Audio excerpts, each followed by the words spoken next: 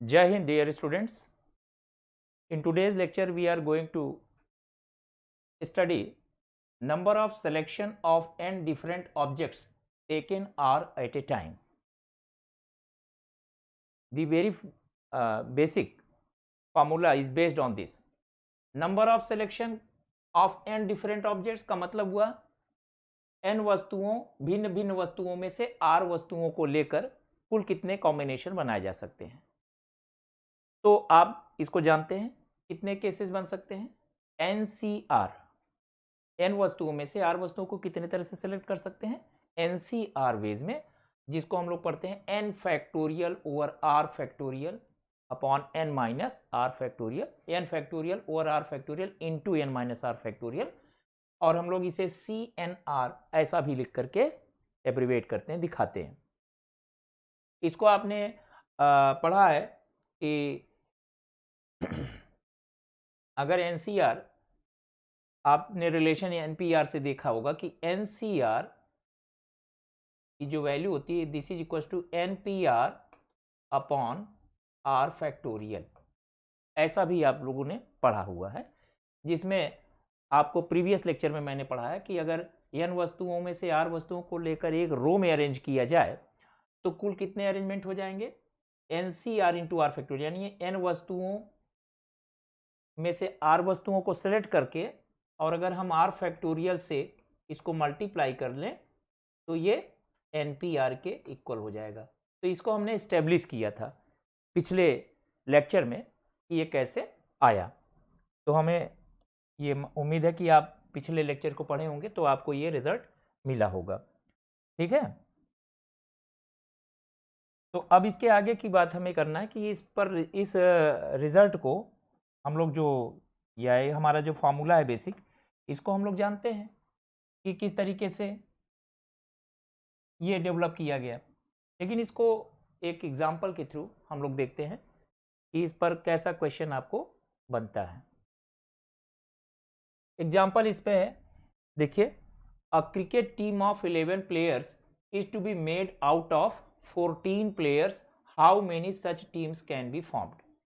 अब अगर आप यहाँ देखें तो क्रिकेट टीम बनाना आपको, तो क्रिकेट टीम आप जानते हैं क्रिकेट में 11 खिलाड़ी होते हैं, है ना। तो क्रिकेट टीम में कितने खिलाड़ी यूजुअली लिए जाते हैं 11। तो क्रिकेट टीम में हमारे पास 11 खिलाड़ी होते हैं। और प्लेयर्स कितने आपके पास हैं, प्लेयर्स आपके पास हैं 14 प्लेयर्स हैं, यानी नंबर ऑफ प्लेयर्स जो है n है 14, और कितने लोगों को चूज करना है r है 11। तो आप 11 खिलाड़ियों को चुनेंगे ना, सेलेक्ट करेंगे ना, तो आप बोलेंगे कि 11 प्लेयर्स है ना, 11 प्लेयर्स कैन बी सेलेक्टेड, इनको हम लोग सेलेक्ट कर सकते हैं आउट ऑफ 14 प्लेयर्स, 14 प्लेयर्स में से सेलेक्ट कर सकते हैं इन कितने तरह से 14C11 वेज, ठीक है ना बच्चों, 14C11 वेज। तो 14C11 की वैल्यू कितनी हो जाएगी, अगर आप फार्मूले से चलें तो NCR की जो NCR का फार्मूला है वो क्या है, n फैक्टोरियल यानी 14 फैक्टोरियल अपॉन r फैक्टोरियल यानी 11 factorial into n minus r यानी 14 माइनस 11 फैक्टोरियल, यही होगा ना। तो इसको आप सिंप्लीफाई कर लीजिए, देखिए नीचे 11 फैक्टोरियल है तो 14 इंटू 13 इंटू 12 इंटू 11 फैक्टोरियल, ये आप 11 फैक्टोरियल तक ले जाइए और नीचे 11 फैक्टोरियल आपका है, और ये 14 माइनस 11 कितना हो जाएगा, 14 में से 11 निकाल देंगे तो 3 फैक्टोरियल आपका ये यहाँ रहा। 11 फैक्टोरियल गेट कैंसिल, 3 फैक्टोरियल का मतलब होता है बच्चों 3 इंटू 2 यानी 6। तो हमारा कहना है 6 को आप इससे कैंसिल कर दीजिए, 6 2 जा 12, तो आपका कितना वैल्यू आया 14 क्रॉस 13 क्रॉस 2, यही आया ना। तो आप इसको चाहें तो सॉल्व कर सकते हैं।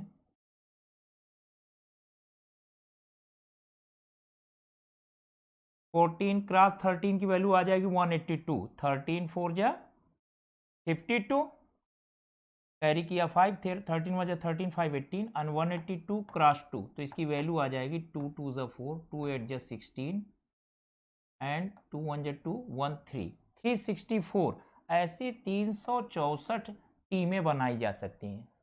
यानी अगर एक तरह से सोचिए आपकी 14 प्लेयर्स हैं और उनमें से 11 का क्रिकेट 11 आपको तैयार करना हो, तो 11 खिलाड़ियों के ऐसे 364 कॉम्बिनेशंस बन सकते हैं। यानी 364 टाइप ऑफ क्रिकेट टीम्स बन सकती हैं, जिसमें 11 खिलाड़ी सेम नहीं होंगे, यानी कोई ना कोई चेंज होगा, या एक से ज़्यादा लोग उसमें अलग होंगे। ठीक है, अब हम लोग इसके आगे अगला केस पढ़ेंगे।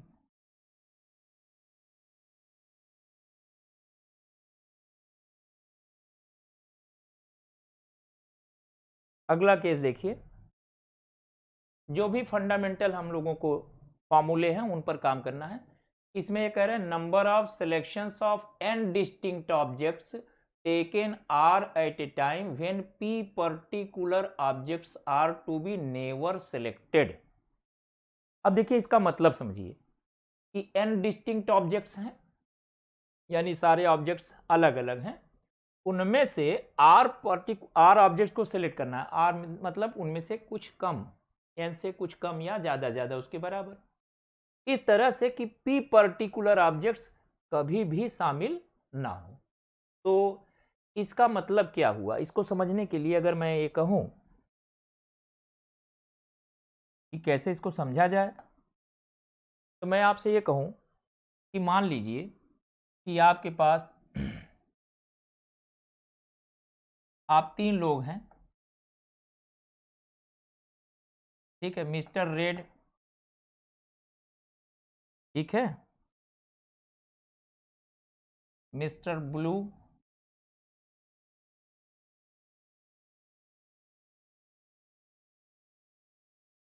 और मिस्टर ग्रीन।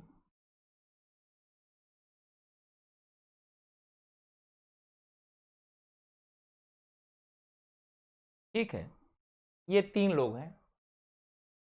अगर मैं ये कहूं कि इन तीनों लोगों में से हमको किसी एक को नहीं लेना है, ठीक है, या एक और हम बढ़ा लें तो आपको थोड़ा सा ज़्यादा सही रहेगा, और मिस्टर ब्लैक, ब्लैक को BL कह ले रहे हैं क्योंकि यहाँ भी B है, यहाँ भी B है। अगर इन 4 लोगों में से, यानी टोटल नंबर ऑफ पर्सन्स हो गए 4, और इन 4 लोगों से में से हम जो है, हमने यहाँ पर जो लिया हुआ है ये थोड़ा सा येलोइश टाइप का है, ग्रीन मैंने लिखा है। तो अगर 4 लोगों में से हमने मान लीजिए कि लेट है ना, 2 persons are to be selected, 2 लोगों को चुनना है, 2 persons are to be selected.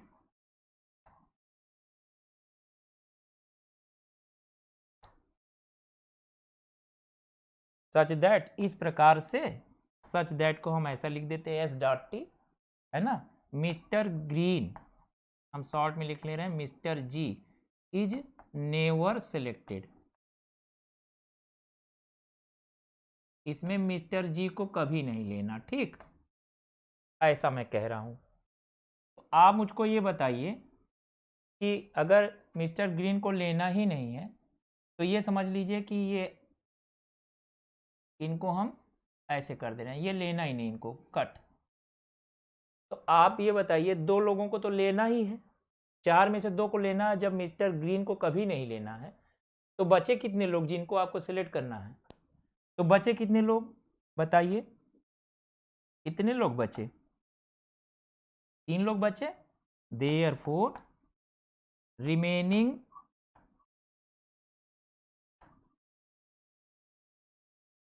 जो बचे हुए 3 लोग हैं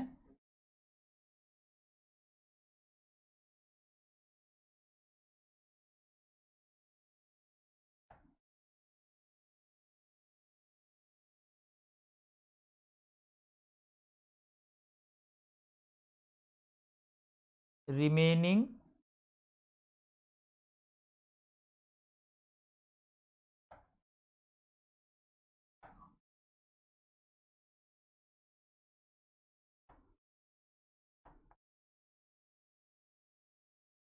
थ्री पर्सन्स, जो बचे हुए 3 लोग हैं, है ना,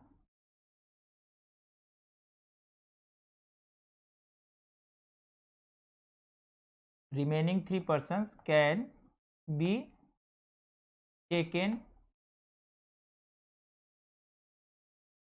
फॉर सिलेक्शन। इनको हम लोग सिलेक्शन के लिए ले सकते हैं, सिलेक्शन ऑफ 2 persons। 2 व्यक्तियों को अगर हमें चुनना हो तो 3 लोग जो बचे हुए हैं, कौन कौन से 3 लोग बचे हैं, mister red, mister blue and mister black. इनसे हमें चूज करना है तो कितने सिलेक्शन हो सकते हैं, इन कितने तरह से चूज कर सकते हैं, इन 3C2 वेज। सही बात है ना। अब 3C2 का मतलब क्या है, जो 4 लोग थे उसमें से हमने एक को निकाल दिया, 4 - 1C2।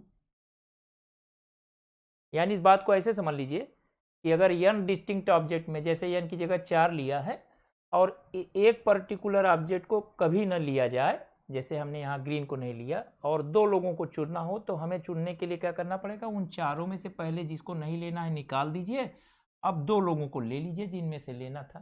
तो अगर इस तरह से इन जनरल हम ये बात करें कि n डिस्टिंक्ट ऑब्जेक्ट में से, है ना, p पर्टिकुलर ऑब्जेक्ट को न लेना हो, तो इस केस को अगर आप करोगे तो क्या हो जाएगा, जाहिर सी बात है n में से p को निकाल दो, अब जितने लोग बचे उनमें से r लोगों को ले लो, तो कितना हो जाएगा n minus P C R. क्योंकि देखिए यहाँ पर जैसे n minus P C R के हिसाब से देखा जाए तो n minus P C R ये लिखा हुआ है, यहाँ n की वैल्यू कितनी है 4, ये n की वैल्यू 4 है और p की वैल्यू कितनी है 1, जिसको नहीं लेना है। ठीक है, तो ये बात आपको समझ में आ गई होगी कि हम किस तरह से लेंगे। अब जैसे यहाँ पे अगर 2 लोगों को लेना हो तो 2 लोगों को जब लेंगे तो हमारे पास या तो रेड और रेड आएगा, ब्लू आएगा, या रेड आएगा, ब्लैक आएगा, या ब्लू आएगा और ब्लैक आएगा। यही 3 कॉम्बिनेशंस आपके पास बचेंगे। देखिए 3C2 की वैल्यू भी जो है जो आपको मिल रही है, तो 3C2 = 3 ही आएगा। और वो तीनों कॉम्बिनेशंस कौन कौन से होंगे, ये पहला कॉम्बिनेशन है, ये दूसरा कॉम्बिनेशन है, ये तीसरा कॉम्बिनेशन। तो ये चीज़ जो है आप लोगों ने जो इस आर्टिकल में पढ़ा, इसको मैंने पूरा एक्सप्लेन कर दिया। और जो आपका फॉर्मूला है,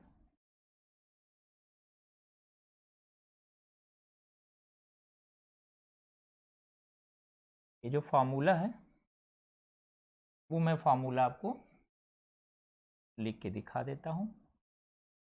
फॉर्मूला क्या है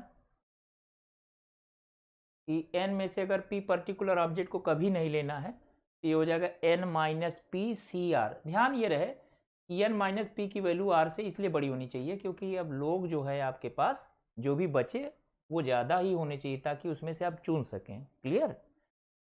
जैसे कोई कह देता कि 4 लोगों में से जो है आपको 3 लोगों को कभी नहीं लेना है और 2 आदमी को चुनना है, तो कैसे हो पाता। आपके पास 4 लोग हैं मान लीजिए, जैसे, है ना,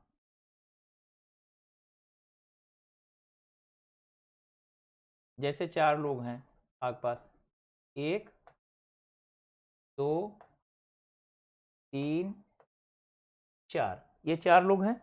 अब मैं कह दूं इन 4 लोगों में से ये 3 विशेष लोग, इनको कभी नहीं लेना है, और आपको अब 2 लोगों को चुनना है, तो 2 लोग बचे आपके पास। जब 4 में से 3 लोगों को निकाल दिया, तो अब उसके बाद आप कह दें कि 2 लोगों को चुनिए, तो ये एक तरह से हुआ 1C2। क्या एक लोगों में से बचे हैं? जब एक ही लोग बचे तो 2 लोगों को कहाँ से ले लोगे? तो देखो ये क्या है तुम्हारा n-p है ना।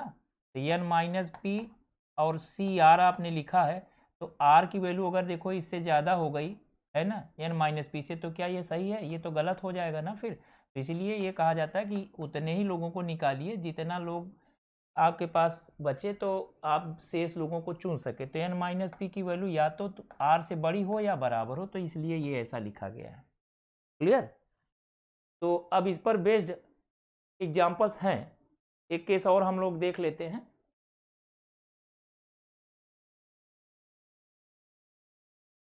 एग्जाम्पल ये हम इसके बाद बता देते हैं, क्योंकि जो अगला केस आप लोग पढ़ने जा रहे हैं वो केस जो है आप लोगों का एग्जाम्पल जो पहले है उसमें दोनों का इस्तेमाल हो गया है। जैसे यहाँ कह रहे हैं the number of combinations of n distinct objects taken R at a time such that p particular objects are to be always included. देखिए अब यहाँ पर पिछले वाले केस से ये अलग है। पिछले वाले केस में आपने पढ़ा कि n ऑब्जेक्ट में से p पर्टिकुलर ऑब्जेक्ट को कभी न लिया जाए, तो आपने n में से p को निकाल दिया और उसके बाद जितने लोग बचते हैं उसमें से आपने r ऑब्जेक्ट को चूज कर लिया n-pcr। लेकिन अगर n ऑब्जेक्ट में से p पर्टिकुलर ऑब्जेक्ट को हमेशा लेना है तब कैसे होगा? उस केस में क्या होगा? तो देखिए अगर n ऑब्जेक्ट में से p पर्टिकुलर ऑब्जेक्ट को लेना ही पड़ जाए तो फिर क्या होगा? इतना क्लियर है कि अब आप ये समझिए कि वो सिलेक्टेड है ना। तो जिन लोगों को आपने p पर्टिकुलर ऑब्जेक्ट को आपने सेलेक्ट कर लिया, जैसे मैं आपसे ये कहना चाहता हूं, पिछली बार जैसे मैंने बताया था ऐसे ही समझ लीजिए कि जैसे मान लीजिए कि हमारे पास 5 लोग हों, ठीक है। मिस्टर ब्लू, ठीक है, मिस्टर रेड,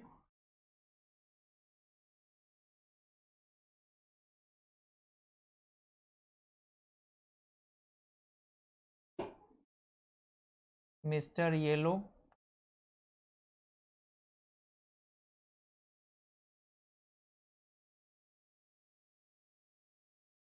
और मिस्टर ग्रीन,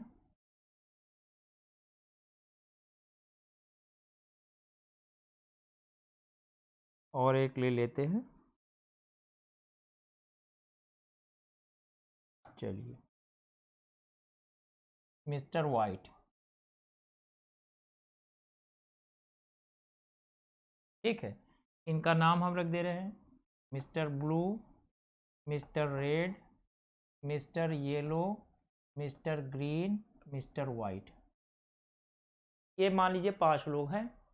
अब इन 5 लोगों में से हमें जो है p पर्टिकुलर ऑब्जेक्ट्स को हमेशा इंक्लूड करना है।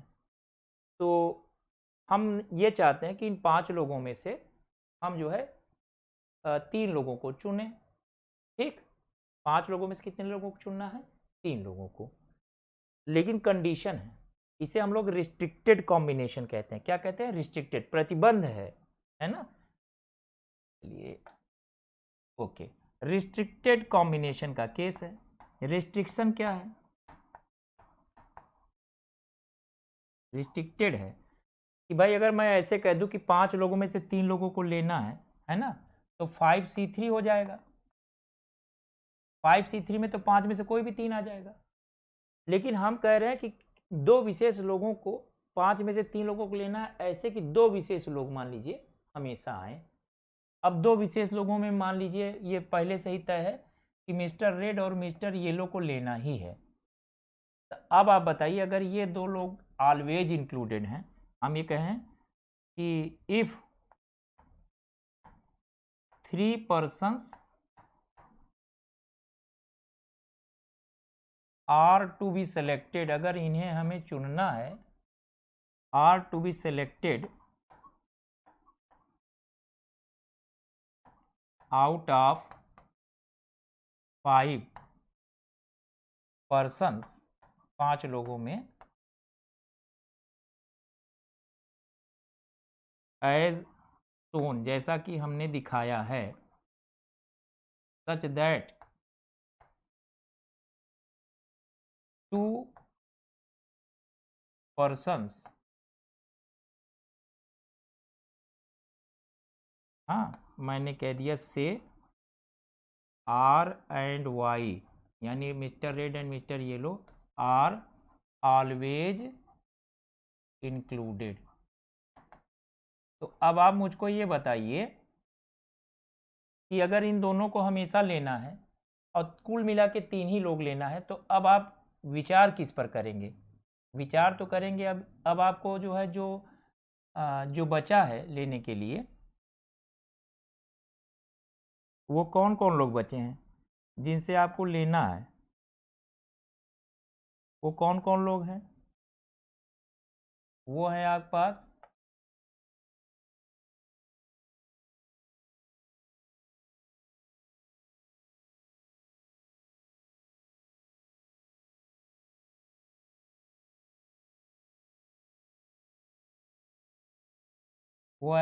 ब्लू है और ग्रीन है और वाइट, यही 3 लोग हैं ना।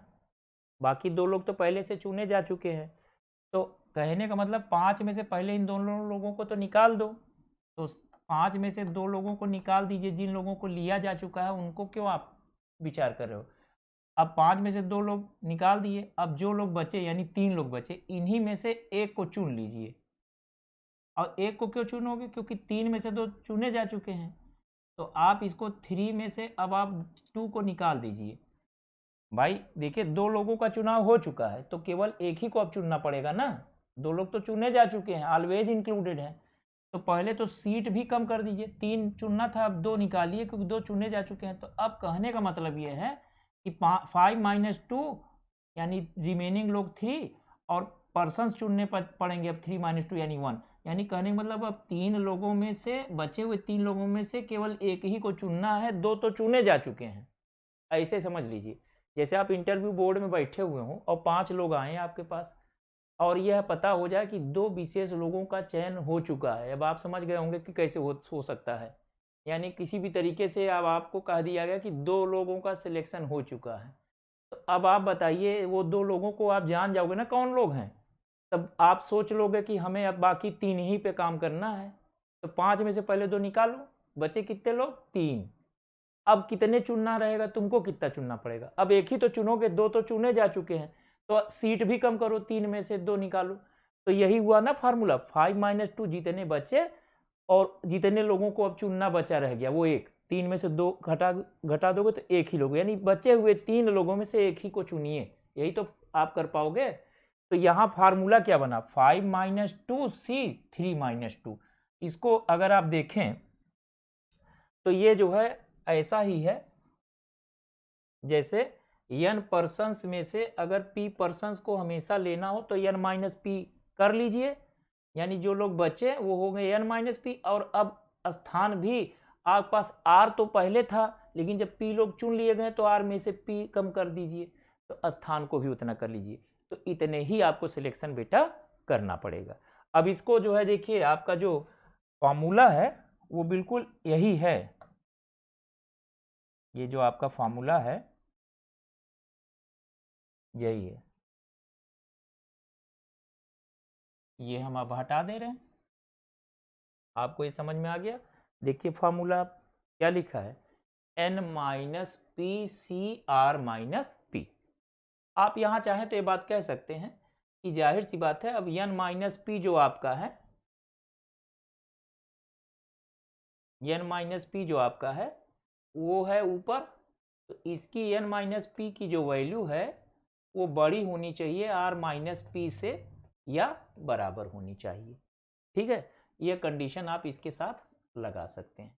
ठीक, अब चलिए बच्चों हम लोग पिछले एग्जाम्पल पे चलते हैं जिसे हमें बताना था। देखिए यहाँ क्या लिखा है कि out of 8 man and 10 women, है ना? कितने मैन हैं? 8 मैन है।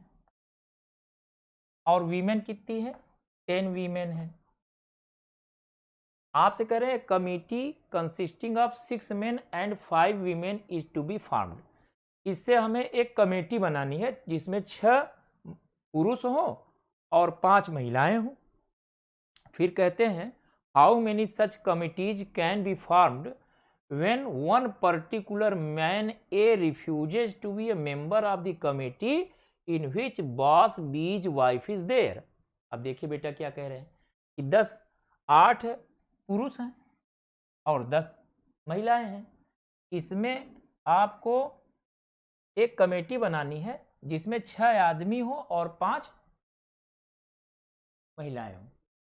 तो शर्त है, इसमें शर्त यह है कि इसी में कोई व्यक्ति है ए, मिस्टर ए है, जो इधर कोई एक जो है महिला है जो उसके बॉस की वाइफ है। अगर ये व्यक्ति कहता है कि अगर मैं कमेटी में शामिल तभी होऊंगा जब हमारे बॉस की वाइफ वहां ना हो, जाहिर सी बात है उसके ऊपर कोई दबाव हो जाएगा वहां, है ना। कोई कमेटी में ऐसा व्यक्ति शामिल हो जिसकी वजह से आपको फैसला लेने में दिक्कत आए, तो वही उसका ऑब्जेक्शन है कि भाई हम कमेटी में तभी रहेंगे जब हमारे बॉस की वाइफ ना रहे हमारे साथ। तो एक काम करते हैं, हम लोग इसको ऐसे कर लें कि ये देख लें कि उस व्यक्ति का और उसके बॉस की वाइफ को अगर लेकर, दोनों को लेकर हम कितनी ऐसी कमेटी बना सकते हैं। अगर ये देख लें तो हम उन्हीं स्थितियों को टोटल कॉम्बिनेशन से निकाल सकते हैं। मेरा कहना यह है कि अगर 6 पुरुषों को लेना हो और 5 महिलाओं को लेना हो, है ना, सिलेक्शन करना हो, तो आप बताइए कि कुल कितने तरीके से हो सकते हैं। तो आप कहोगे कि भैया 8 लोगों में से 6 लोगों को कितने तरह से चुनोगे, 8C6 में, और साथ ही साथ फॉलोड बाई है 10 महिलाओं में से, और 5 महिलाओं को कितने तरह से लोगे, 10C5 वेज में। तो टोटल कमिटीज जो बनेगी वो इतनी ही होंगी। टोटल जो कमिटीज हैं वो इतनी ही बनेंगी। लेकिन इस केस में तो वो भी केसेज आ जाएंगे जिसमें ये यहाँ कोई मिस्टर है और उनके बॉस की वाइफ भी इसमें होंगी।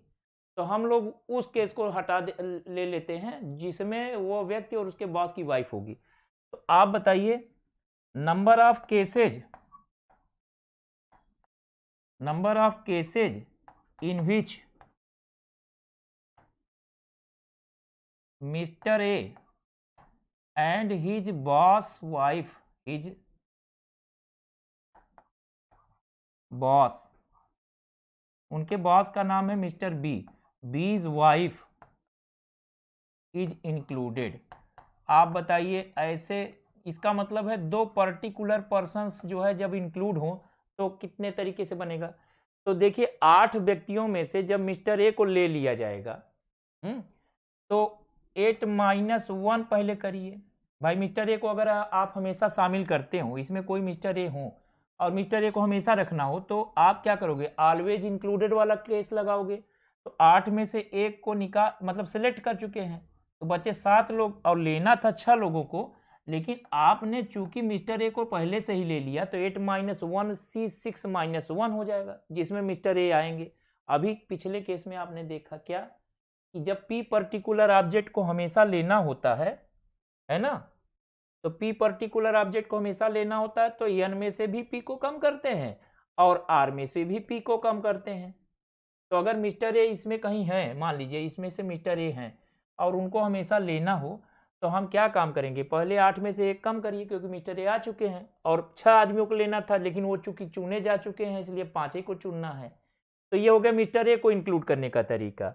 फिर आप जो है मिस्टर ए को इंक्लूड करने के बाद फिर इसी तरीके से यहाँ पर महिलाओं में बॉस बी की जो वाइफ होंगी, है ना, बीज वाइफ, यहाँ अगर उनको लेना है बीज वाइफ को, तो 10 में से 1 को निकाल लीजिए क्योंकि मिस्टर बी की पत्नी को लिया जा चुका है, और सीट कुल 5 थी लेकिन अब हमें 5 नहीं लेना है, 5 में से 1 कम ही लेना है। तो ये वो तरीके होंगे जिसमें जो है मिस्टर ए हैं, हाँ, मिस्टर ए और मिस्टर ए के साथ में बॉस बी की पत्नी भी शामिल हैं, वो ये तरीका हुआ। और ये हो गया आपका 7C5 क्रॉस 9C4। तो आप मुझे बताइए अगर कुल कॉम्बिनेशन आपके ऊपर लिखे हैं जिसमें जो है मिस्टर ए और मिस्टर बी की वाइफ भी शामिल हैं, और ऐसे भी केसेज हैं जिसमें वो शामिल नहीं हैं। और आपको ये भी पता है कि मिस्टर ए और मिस्टर बी की वाइफ ये जो है कुल इतने तरीके से आएंगे, तो ऐसे कुल कितने केस होंगे जिसमें मिस्टर ए और मिस्टर बी की वाइफ दोनों साथ में नहीं होंगे। तो जाहिर सी बात है अगर हम घटा दें अगर ऊपर वाले केस में से इसको, तो ये आ जाएगा। यानी हमारा कहने का मतलब ये है, हमको प्रश्न क्या कह रहा है कि मिस्टर ए उस कमेटी में नहीं होंगे जिसमें मिस्टर बी की वाइफ होंगी, तो हम वही केसेज हटा दें जिसमें मिस्टर ए और मिस्टर बी की वाइफ साथ में आ रही। साथ में ना आने पाए बस, तो हम क्या लिखेंगे, नंबर ऑफ कमिटीज, ऐसे कुल कितने कमिटीज हैं इन विच, जिसमें mister A and wife of mister B is not together, साथ में जिसमें ना आ रही हूं। तो जाहिर सी बात है कुल केसेस में से इनको निकाल दें, तो ये बराबर क्या हो जाएगा बच्चों, इसमें से इसको माइनस कर दीजिए, यानी हो गया 8C6 cross 10C5 minus 7C5 cross 9C4। अब इसी को सिंप्लीफाई कर लीजिए, आपका आंसर आ जाएगा। अब देखिए हम इसको सिंप्लीफाई कर देते हैं, आप भी कर सकते हैं, वैसे आंसर तो आ चुका है। अब इसको जो है जनरली बच्चे खुद कर लेते हैं, लेकिन मैं आपको फिर भी चाहूँगा कि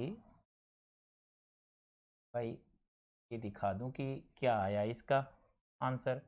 तो देखो बेटा, आप लोग इसका आंसर क्या निकालेंगे बताइए, क्या आएगा इसका आंसर।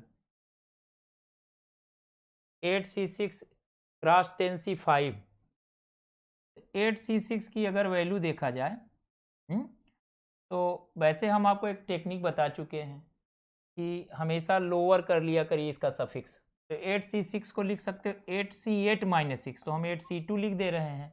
और क्रॉस 10C5 को छोटा नहीं कर सकते, इसलिए 10C5 रखे रहिए। और उसके बाद माइनस 7C5 को लिख सकते हो 7C2, और क्रॉस 9C4 को एज इट इज रखे रहिए। चलिए, क्योंकि इससे 9C5 बन जाएगा, ये इंडेक्स छोटा कर सकते हैं। ये फार्मूला लगाया मैंने NCR equal to NCN minus are.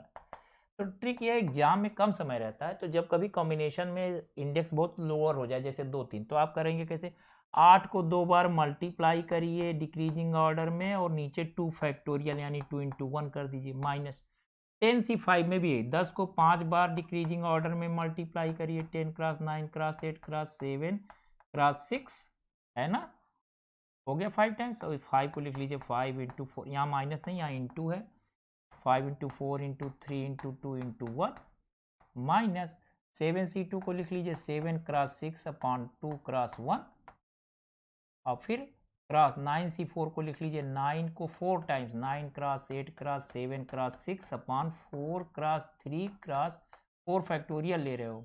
ये हो गया। अब इसको सिंप्लीफाई कर लीजिए बच्चों, आपका आंसर आ जाएगा। आप कैसे भी कर सकते हैं, आपकी मर्जी है ना। देखिए जैसे यहाँ लिखा हुआ है 2 3 जा 6, ये कैंसिल हो गया, है ना। 5 2 जा 10, ये कैंसिल हो गया। 4 2 जा 8, ये भी हो गया। 2 4 जा 8, ये भी हो गया। तो ये क्या आ गया, 4 cross 7 cross 2 cross 9 cross 2 cross 7, है ना, माइनस यहाँ पर भी ऐसे सिंप्लीफाई कर लीजिए। देखिए 6 लिखा है, 3 2 जा 6, ठीक है, 4 2 जा 8, 2 3 जा 6, तो कितना हो गया, 7 क्रॉस 3 क्रॉस 9 क्रॉस 2 क्रॉस 7, ये आ गया। तो आप इसको बेटा सिंप्लीफाई कर सकते हैं। आई डोंट थिंक कि ये आपको हमसे कराने की ज़रूरत है। अब आप इसे मल्टीप्लाई कर लीजिए, इसको भी मल्टीप्लाई करके सब्ट्रैक्ट कर लीजिए, आपका आंसर आ जाएगा। ठीक है, तो मल्टीप्लिकेशन तो आपको आता ही है ना। तो ये तरीका हुआ आपको कैसे करना है, क्लियर। अब देखिए हम लोग आगे बढ़ते हैं।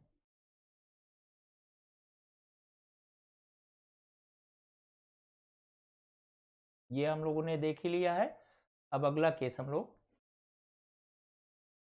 इस पर जो बेस्ड था, जो हमने अभी बताया था आपको n वस्तुओं में से p को हमेशा ले लिया जाए। तो ये आपको तरीका तो मालूम ही हो गया, बस एक एग्जांपल देख लीजिए।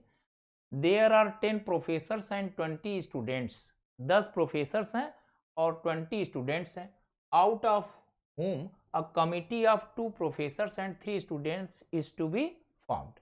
तो देखो बच्चों, आपके पास 10 प्रोफेसर्स हैं। प्रोफेसर्स कितने हैं?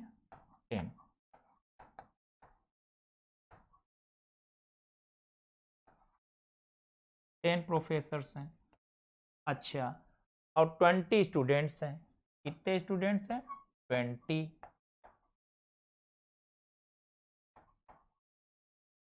फिर क्या कह रहे हैं? Out of whom a committee of 2 professors and 3 students।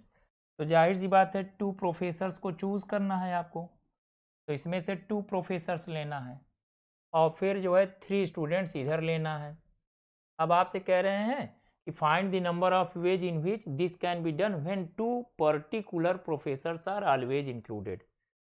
तो देखिए, अगर इसमें से 2 पर्टिकुलर प्रोफेसर्स को हमें लेना ही है तो आपके पास चॉइस नहीं बची कि कोई प्रोफेसर्स आप लेंगे। अब आप मुझे बताइए, अगर 10 प्रोफेसर्स में से 2 को ले लिया गया तो 10 - 2 हो गया। अब उसके बाद आपके पास ऑप्शन ही नहीं बचता, क्योंकि कुल इसमें कितने प्रोफेसर्स लेने थे? 2 ही प्रोफेसर्स लेने थे। तो यहाँ पे हो गया 2 - 2। इतने वेज में चुनोगे ना, n - p cr - p और फॉलोड बाई, और 20 स्टूडेंट्स में से 3 स्टूडेंट्स को चुनना था तो 20c3 ही हुआ।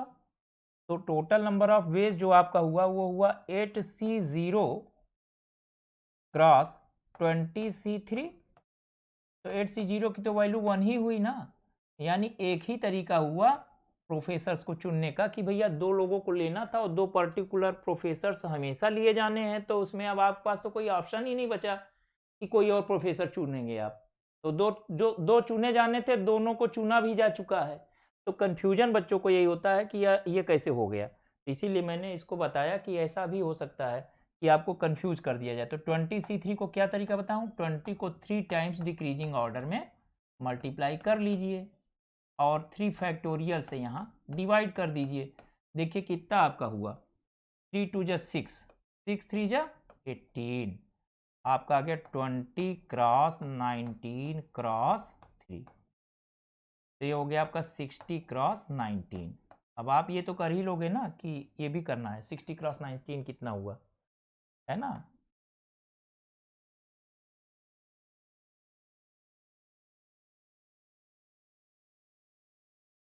वन 1140। अगर आप इसे करें 6 9 जब 54, 4 कैरी किया 5, 6 1 जब 6 5 11, 1140, 1140 वेज हुए। तो यहाँ तक ये हमने आपको बताया। तो आप उम्मीद करता हूँ कि ये आपको एकदम क्लियर होगा। ठीक है, जय हिंद बच्चों।